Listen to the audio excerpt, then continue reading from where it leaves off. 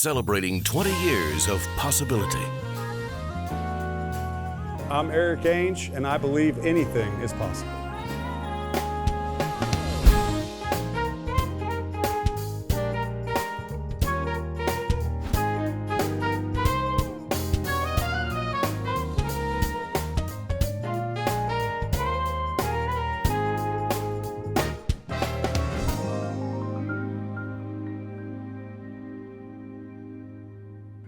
Welcome to Anything is Possible.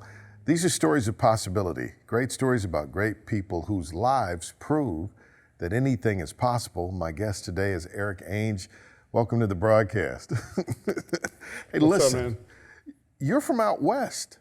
I'm a West that. Coast kid. I didn't know that. Tell me about growing up out on the West Coast. So we wore flannels and cut off jean shorts and listened to Nirvana, and everything was okay. It was nice. I mean, it rains a lot, but it was, I've learned most places are similar if you find the right spots and the right people. There's good people everywhere. That's how it was for me growing up too, and it's what made me kind of love Knoxville. I was surprised. I knew a little bit about your story because of your connection to UT and playing quarterback and all of that. But you were a multi-sports athlete. You played football, basketball, and baseball? Mm-hmm. So, cool stat about me. I like to talk about myself. I got offered a scholarship in football, basketball, and baseball from Stanford. And they said, we want you. You can play whatever you want. Pick two, and then you'll probably narrow it to one. But they were just going to let me pick what I wanted to do. They wanted me to go there so bad. Then I got another phone call, Hal. Apparently 1,000 on your SAT isn't good enough to get you into Stanford. So they said, would you be willing to retake it? And I said, nope, I'm going to UT. Wow. But you They were said recruited. 1,000 was fine. You were recruited by a number of schools, though, if I remember. What made you settle on the University of Tennessee? So with my uncle Danny Ainge, I grew up in pro locker rooms my entire life. I was around major college athletics. I wasn't the normal recruit. And so when I would get, it's recruiting, right? When you're recruiting someone, you say what you need to say to get them to say yes. And I didn't buy any of that. I'd have schools saying, you're going to be the starting quarterback. And I was like, what if I go to camp and I pee down my leg on the first play? Am I still the starting quarterback if I'm no. And Coach Fulmer, all he ever said, he was always honest, but he said, the only thing I'll promise you is I'll give you reps with the ones, the starters, in training camp as a freshman. And I remember sitting back and my dad was there and we both had the same thought, well, he's the head coach, he can do that. He can guarantee that I get a chance to play. And he could make good on that, and he did.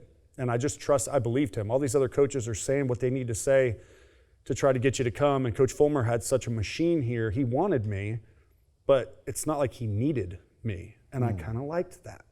And he was honest with me. And I feel like in anything in life, if you cut through all the junk and you just get real and you talk to somebody and you feel like they have your best interest at heart and that they're being honest with you, that's all I needed.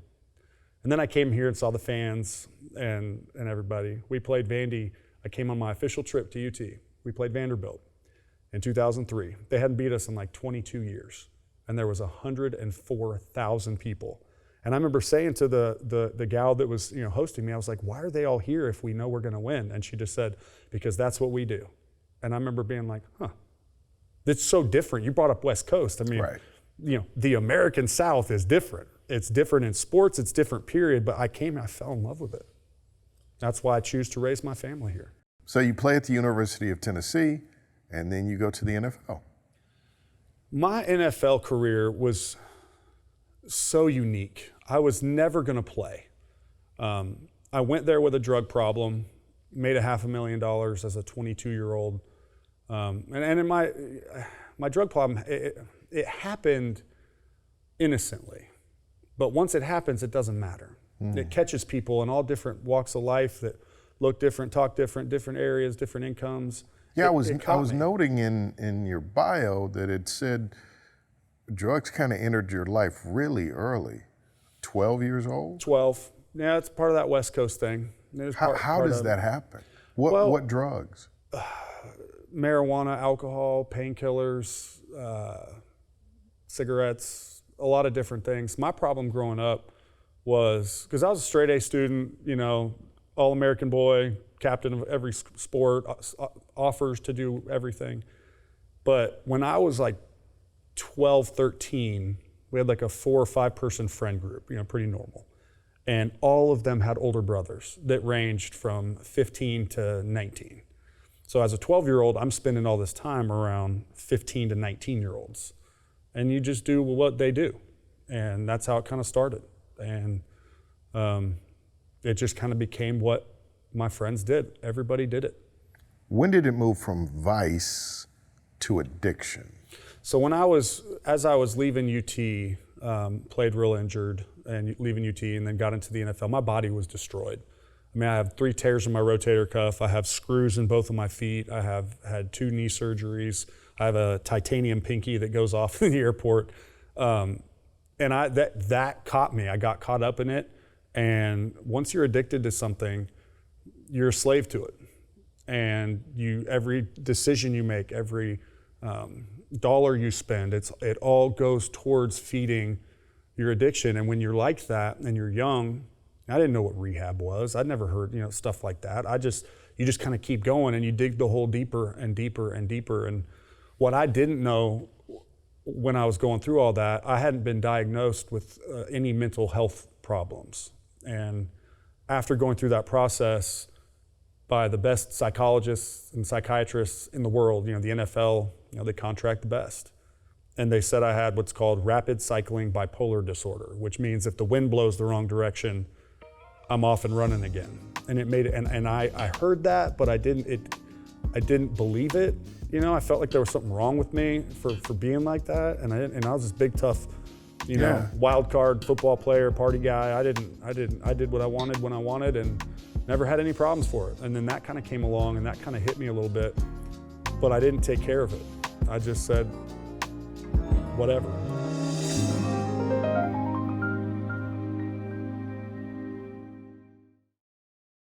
Describe it again. You said rapid cycle. Rapid cycling bipolar disorder. Some people, when they're depressed or when they're bipolar, they're depressed a lot. Some people are depressed and they get manic, which was a fancy word to say crazy. Right. And that doesn't happen very often. But for me, I get manic all the time. So managing it is a nightmare. And I never did it with medication. They'd always tell me I had to take meds, but the meds make you gain weight. They change how you think a little bit. I'm trying to be this football player. I need to be at the top of my game. And I tried to take them and I was like, I can't take this stuff. Well, all that did was further the spiral of me trying to figure life out without doing anything that matters. So while that's going on, you get the diagnosis, you push it to the side, but you're dealing with this painkiller addiction at the same time. Yeah. Spoiler, it didn't go well. Probably not, right? So, wow. It's a lot. Do people on the outside know that that's what you're dealing with, or are you a great actor? I'm a great actor. I've been a great actor for a long time, and that's how I accomplished a lot, professionally, socially, while dealing with all of that. But what people don't know about me is, so I had the addiction to painkillers, and I said it happened innocently. It did. That's how it starts. But everything after that that's a choice that you make to not get help for it and to just keep doing it. And that was when I was 22 years old that I went through that type of. I was addicted to heroin. I was. I don't like saying that. Really? I was. Were you shooting it? It's cheaper. There's a lot of ways to do it, but it was cheaper than the money. I was probably spending when I was in New York playing football, probably $15,000 a month. What? A month. On heroin? On just everything.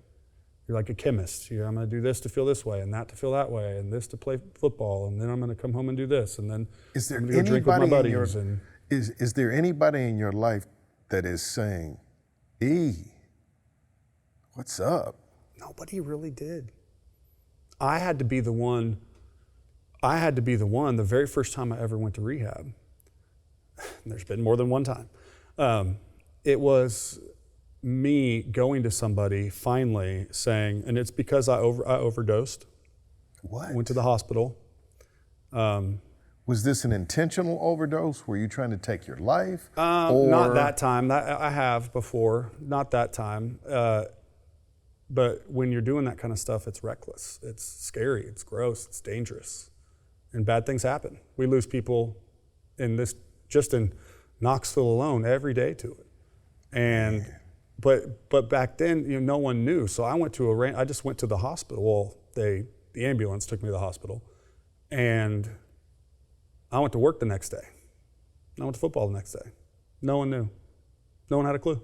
And I remember thinking, it'd be nice if they knew, right? Like, you're looking for someone to help, but you're not going to say it. And then finally after that, and then there are a couple other things after that, I finally went to our player personnel director and I said, I don't know what I need, but I need help. And so they put me on a plane, nice private jet, to go to McLean Hospital in Boston, where all the celebrities and football players and all those people go. And it was weird. I had no idea what to expect. I lost 22 pounds in 24 hours. What? That's how sick I was. This stuff's dangerous. It's terrifying. I mean, I think back to times like that and I'm like, how am I alive? How am I alive? Why am I the one that gets to come on this program and talk about all these bad, scary, close encounters and I get to live, and you read the news and one after the next, dead. When I think about your story, and you're powering through the story, we're hitting moments and notes, but there's so much around each one of them. When I asked you if you overdosed on purpose, you said, not that time. Yeah.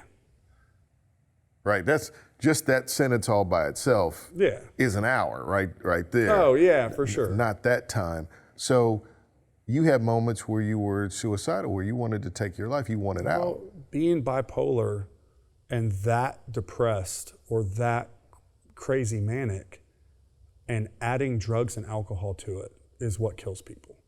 People get depressed, and even if they're depressed, if they're not drinking or they're not, doing something to change how they feel, because it doesn't work. When you're that bad, like a lot of people come home from work, they want to drink a beer, right? Just relax. Who doesn't, right? Or whatever their vice is. When you're consuming something to try to chemically change how your brain is operating and feels, and it doesn't work, it only makes it worse. It's like a cycle. Well, I'll just try again. I'll try again. There's not a try again. And for a lot of people, it ends up with them done.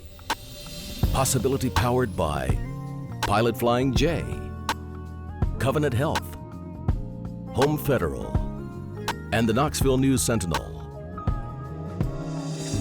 There's more to this conversation than we had time for in this episode, so you can see more on our social media platforms. Prior to us starting this interview today, you said, man, Hal, COVID almost took me out. And you said it quick, because they were micing you up. You said, I gave up. I did. What happened? So you asked what got me sitting here. And it's treatment, time, and medication. Because I lived for 10 years with a diagnosis, 12 years with a diagnosis of rapid cycling bipolar disorder. And I never took medication. And that's got to wreak havoc on relationships. Everything, yeah, everything. Just so hard. I think the reason people didn't say stuff to me, the reason people didn't say even going into COVID, and the reason is because people like me. I'm a likable guy. And so they like me. And when people like people, they shy away from those conversations, or they don't want to see that, or they only see the good. And it almost got me. It got to the point in COVID, being at home, having to broadcast. I have kids and small kids. I couldn't do it inside. I have a normal sized house. It's a good sized house. I'm in the garage doing my radio show every day, just miserable.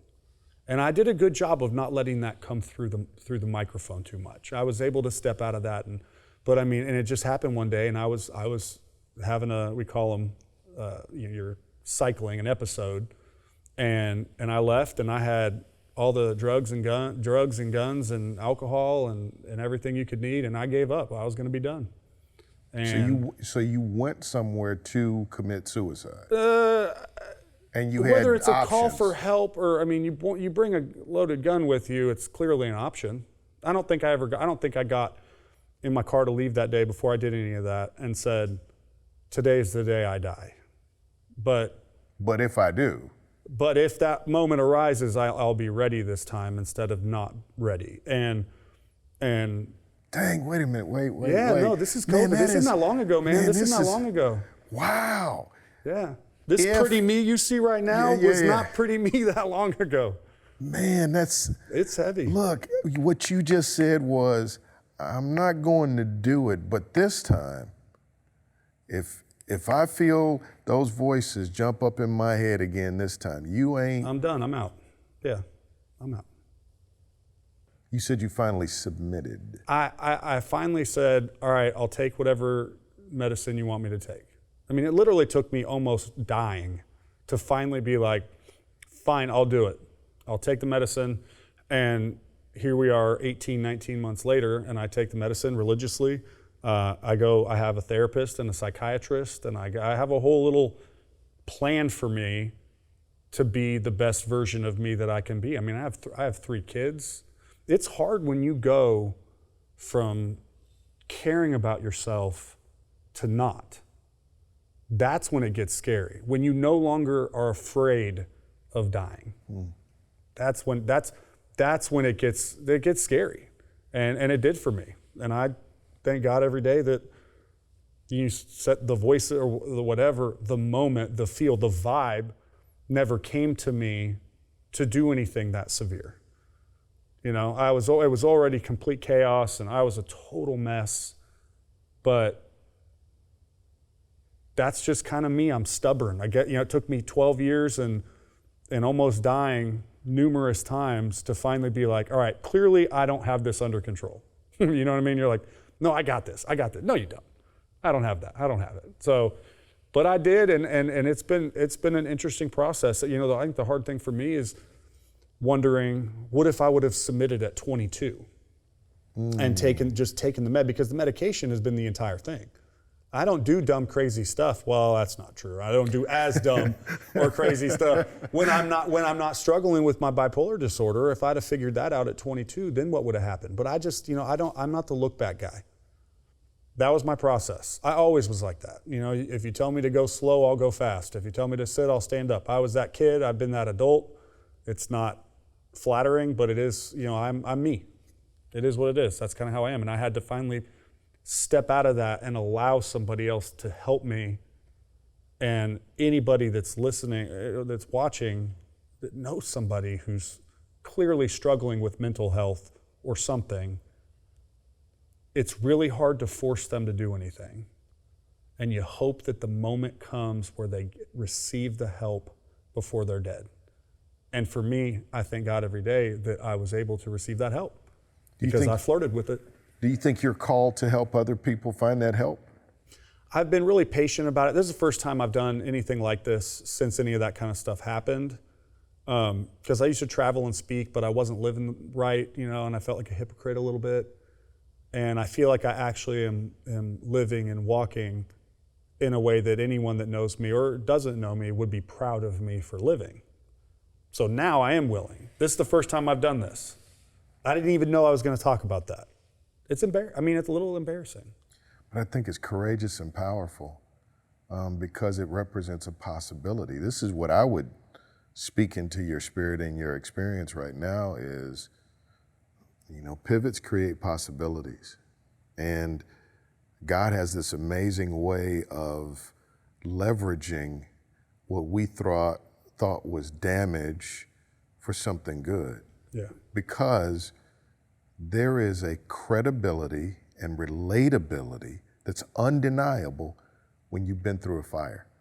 Yeah. Like there's somebody that's watching right now that is wondering, what's wrong with me? And there could be a diagnosis away from the first step to help. Yeah.